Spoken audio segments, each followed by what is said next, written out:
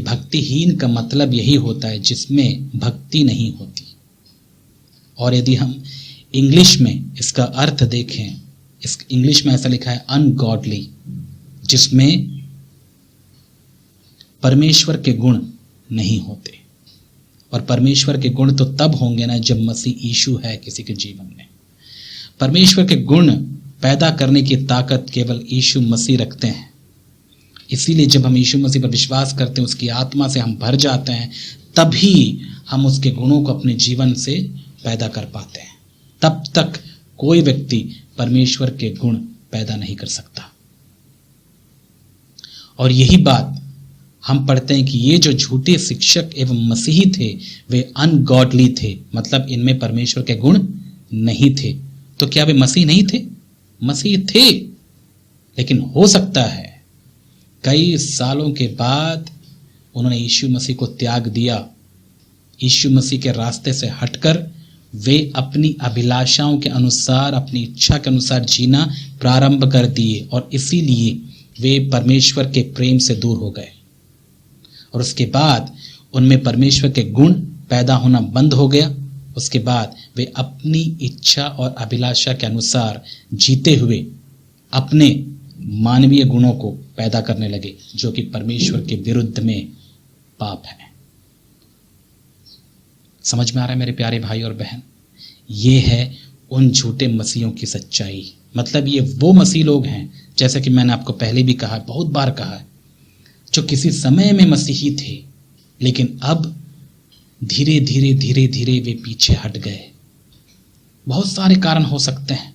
कईयों को ये संसार बहुत ही पसंद आ जाता है। कई लोग यीशु मसीह पर विश्वास करने के बाद उन छोटे दुखों को, या जो उसके बाद दुख आते हैं, उनको वे झेल नहीं सकते। कई बार कई लोग यीशु मसीह के पास आते हैं, गलत उद्देश्य से भी आ जाते हैं, और वो बातें उनमें पूरी नहीं होती तो वे यीशु मसीह को छोड़ जाते हैं। कई कारण होते हैं क्यों यीशु मसीह को छोड़ जाते हैं, बहुत सारे कारण हैं। और यीशु मसीह को त्याग देने के बाद एक व्यक्ति फिर परमेश्वर के गुण पैदा नहीं करता, फिर वो अपने स्वभाव यानी अपने मानवीय स्वभाव में ही अपना जीवन बिताता है। उसके बाद जो गुण या फल वो अपने जीवन से पैदा करता है, वो कैसे होते हैं? वे स्वार्थी होते हैं, मानवीय होते हैं, जो शैतानी ही है।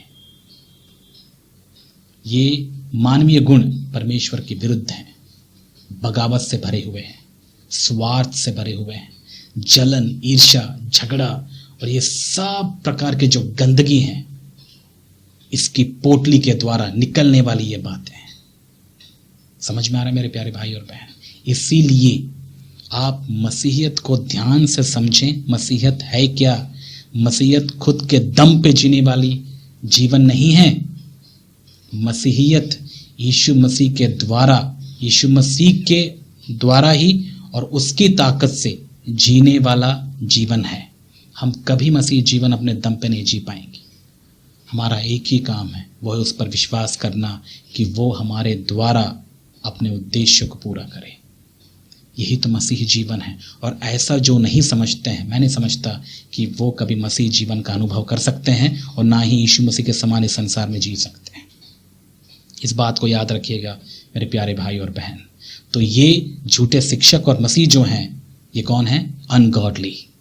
इनमें परमेश्वर के गुण नहीं हैं, वे अपने ही गुणों को पैदा करते हैं, और ऐसे गुण वालों को परमेश्वर बिल्कुल भी स्वीकार नहीं कर सकते। भक्तिहीन लोग, जिनमें भक्ति नहीं होती। हिंदी में तो भक्ति का शब्द इस्तेमाल किया गया है, लेकिन अंग्रेजी में अनगॉडली है। इसके विपरीत प्रभु के लोग कैसे होते हैं? वे भक्ति से भरे होते हैं। भक्ति के नाम पे, यानी भक्ति, ये जो शब्द है हिंदी में, आप इस संसार वालों से सुनते हैं, विशेष करके अविश्वासियों के मुंह से भी भक्ति के बारे में आप बहुत कुछ सुनते होंगे। वे लोग भक्ति को क्या कहते हैं पता है? भक्ति का मतलब है जो ऐसे ही पूजा पाठ के स्थलों में जाकर बैठ जाना और वहाँ पर आंखें मूंद लेना और वहाँ पर गीतों को, भजनों को गाते रहना, और उससे वे लोग क्या कहते हैं? भक्ति। और उन्हीं बातों को वे लोग भक्ति समझते हैं और वे वैसा ही जीते हैं। और दुर्भाग्यवश कई मसीहों के मन में भी यही बातें बसी हुई हैं, क्योंकि वे अविश्वासियों में से ही निकले हैं। तो ये पुरानी बातें उनके साथ कहीं ना कहीं फंसी होती। याद रखिएगा, यीशु मसीह के पास आने के बाद पुरानी बातों से आपको नाता तोड़ना होता है। आप पुरानी बातों के, पुराने विचारों के अनुसार अपने जीवनों को नहीं जी सकते हैं। आपको एक ब्रांड नया विचारधारा अपने जीवन में पैदा करना होता है प्रभु यीशु मसीह की आत्मा के द्वारा, और उसी के अनुसार आपको जीना होता है। ये है मसीही जीवन। और उनके अनुसार भक्ति ये है, लेकिन हमारे अनुसार भक्ति क्या है? प्रभु यीशु मसीह के अनुसार, यानी एक नए जीवन को प्राप्त करने के बाद हमारी भक्ति यही होती है कि हम प्रतिदिन अपने आप को, अपने शारीरिक कामों को परमेश्वर के सामने बलि करते हुए क्या करते हैं? परमेश्वर की आत्मा को हमारे जीवन के द्वारा जीने के लिए हम द्वार खोलते हैं। समझ में आ रहा है? सच्ची भक्ति है क्या? सच्ची भक्ति केवल गीत भजन गाना नहीं होता, जैसे कई मसीह लोग भी समझते हैं, जिसको हम आराधना भी कई लोग कहते हैं। वो केवल गीत गाना या भजन गाना नहीं होता। परमेश्वर के नज़र में सच्ची भक्ति यही है, जैसे यीशु मसीह ने दिखाई। उसने अपने आप को परमेश्वर की इच्छा के लिए समर्पित कर दिया। उसने कभी भी पूरे जिंदगी भर अपनी नहीं चलाई। उसने हमेशा अपने जीवन में परमेश्वर की इच्छा को उसने पूरी किया। और अपने आप का क्या किया? उसने अपने आप को उसने क्रूस पर ठोक दिया। ये है सच्ची भक्ति, और ऐसी भक्ति ही परमेश्वर को प्रसन्न करती है। इसलिए क्योंकि आप मसीह हैं, मसीह को मानने वाले हैं, और आप कहते हैं कि आप मसीही हैं, यदि ऐसी विचारधारा आपके अंदर नहीं है तो आप किस मसीह की बात कर रहे हैं? आप कौन सी मसीहत की बात कर रहे हैं? आप ऐसे कोई मसीहत है ही नहीं। मसीहत तो ये है जो भी आपको मैंने बताया। यदि आप चाहते हैं कि आप सच्ची भक्ति करें तो आज आपको एक निर्णय लेना है, प्रभु आज से मेरी नहीं आपकी इच्छा पूरी होगी। जैसे यीशु मसीह ने भी कहा, पिता मेरी नहीं परंतु आपकी इच्छा पूरी हो। ये है असली भक्ति। इसलिए वैसा कोई भी काम आप ना करें जो परमेश्वर को पसंद ना आए। और ये कैसे हो सकता है? जब आप अपने आप को संपूर्णतः प्रभु के हाथ में समर्पित कर देंगे और पवित्र आत्मा को आपके जीवन के द्वारा जीने के लिए आप द्वार खोलेंगे, तभी यह संभव हो सकता है, अन्यथा यह नहीं हो पाएगा। और कोई शक नहीं है, आज के समय में कितने ढीठ लोग होते हैं, वे क्यों प्रभु यीशु मसीह के समान नहीं जी पाते? सीधे सीधे यही मतलब है, यही कारण है कि वे प्रभु को अपने जीवन में काम करने की अनुमति नहीं देते हैं।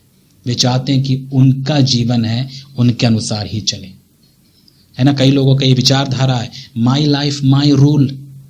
आपने कभी सुना? ये आजकल बहुत ज्यादा ट्रेंड में है, विशेष करके अविश्वासियों के मुंह से आप सुनेंगे, मेरी जिंदगी है भाई, मैं अपने अनुसार जीऊंगा।